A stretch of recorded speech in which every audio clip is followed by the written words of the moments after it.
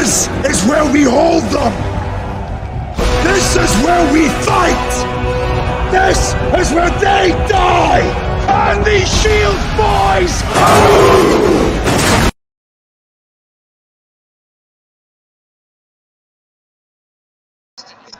Hey everybody, how you doing? This is xrp.spartan. This is crypto. Let's get into it. We got Bitcoin falling in free fall at 26,832. Ethereum at 1,780. XRP at 41 cents. We got Casper fell to the 73 spot, just under 5 cents. So today I just wanted to keep up with the theme of the history of money and where the monetary system was, where it's at today, how it's currently breaking, and what new monetary systems it's going to roll into. Let's get into this video. Paper money doctrine was just starting to be established, with people like Nicholas Barbon beginning to explore the radical idea that gold and silver didn't have any inherent value, only the value we gave them. Which leads inevitably to the argument that, in using gold and silver, we tied ourselves to a system that has all the disadvantages of a commodity currency without really securing for ourselves anything more tangible than what we'd get with paper bills. Today, we get to watch what happens the first time someone really tries to put paper money doctrine into practice.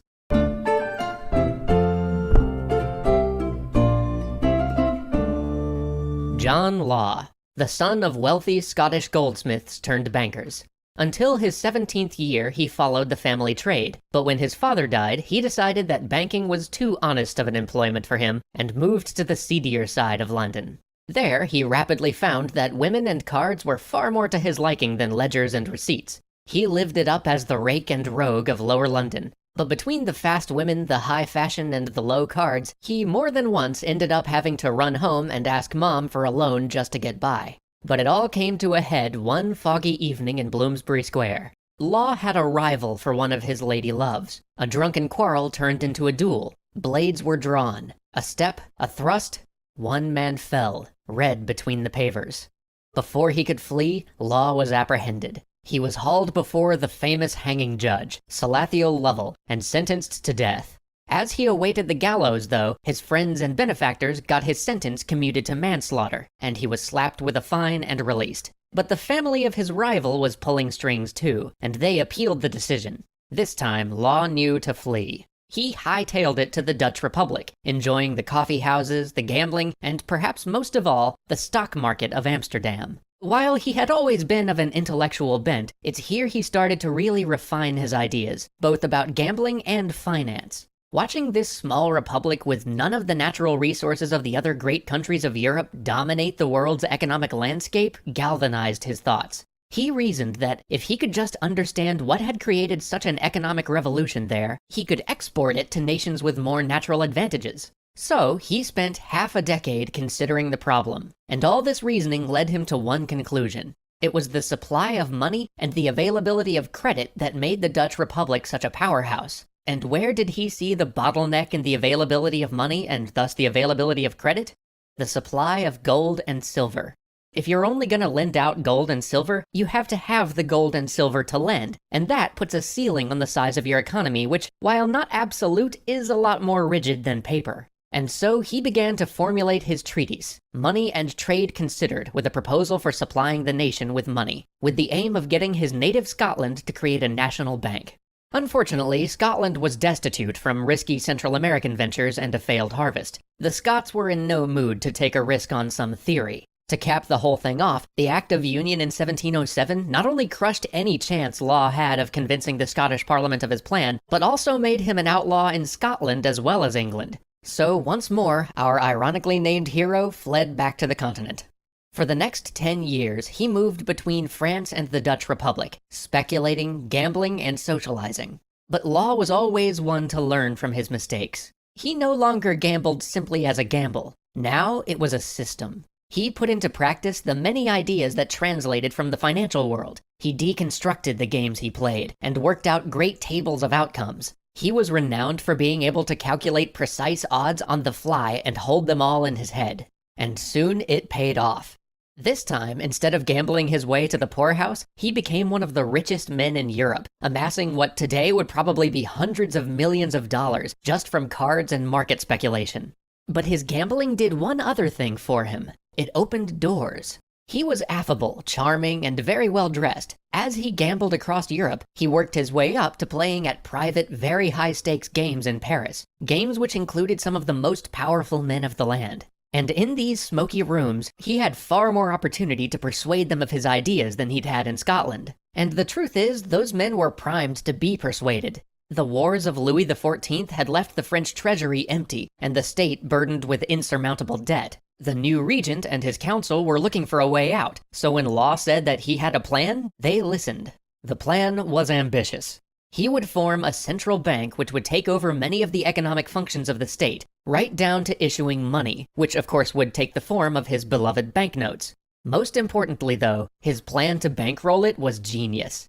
He allowed people to buy stock at the bank, paying only 1/6 of the stock's value in cash and paying the rest by trading in their government bonds, the debts the government owed them. This scheme was genius, because the population of France knew that these government bonds were currently worthless because the government was too broke to repay them. Yet, at the same time, much of the debt which the government had been crippled trying to service was the very debt the people of France held. So, in having everybody traded in, this debt magically disappeared, and people who previously thought that they had been ruined by purchasing worthless government bonds now had something of worth that they could sell or trade, stock in the new bank, because everybody was confident in the new bank.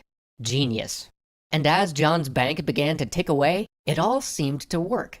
The paper currency was far more stable than the old silver currency. Nobody could clip its edges, and forgeries were, well, punishable by death.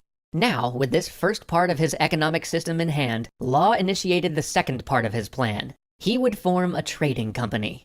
With complete control of the economy, he established a monopoly on trade with the French territory of Louisiana, and gave that monopoly to a company he established called the Company of the West. The plan here was simple. Issue shares at 500 livres a share, taking 15% down payment and the rest in installments, and sell enough of these shares to pay off the remainder of the government's debt. Soon, buoyed by some of Law's own investing in the company, the stock price began to grow, and word got out. This opportunity in Louisiana was too good to miss. Law was made the Duke of Arkansas, and soon the stock jumped 100%, then 1,000%, then 3,000%. The problem was, there wasn't any wealth coming out of Louisiana. When this all started, there were a mere 800 Europeans living in the whole territory, and soon Law had to resort to the expedient of offering criminals a pardon if they would marry a prostitute and move to Louisiana. Meanwhile, the stock price had created even more demand for paper currency. As people borrowed and spent against their stock that was now worth 30 times what they had paid for it, inflation ran rampant. Now, if this all sounds kind of familiar for some reason, you're not wrong. Something very similar was happening right across the channel. Soon, Law's system, which he had thought incorruptible, was forced to bend. He had to recall some of the paper money, slash the value of the currency, and outlaw the sale or possession of large quantities of gold. But all this did was let people know just how bad a shape the Company of the West, and by extension the bank, was in. Soon it would not hold. Mobs formed, there were rushes on the bank, and Law found himself yet again. All this sound familiar? Gold standard. Nixon taking us off the world reserve currency. You know, and now here they are fleeing. That's what they're doing now. They're trying to figure out places to flee to. Again in a carriage in the night, fleeing yet another country. But unlike his counterparts across the channel, Law wasn't operating out of greed, but rather out of a desire to prove the idea that he had burning within him. And while his bank and his trading company were a disaster from which France barely recovered, they were a failure in execution more than in concept. And so, despite such a catastrophic misfortune, there were those in Europe who heeded what was perhaps his most famous conjecture: that money is the value by which goods are exchanged, and not the value for which goods are exchanged. Join us next time as we take the final step toward modern money by getting off of the gold standard.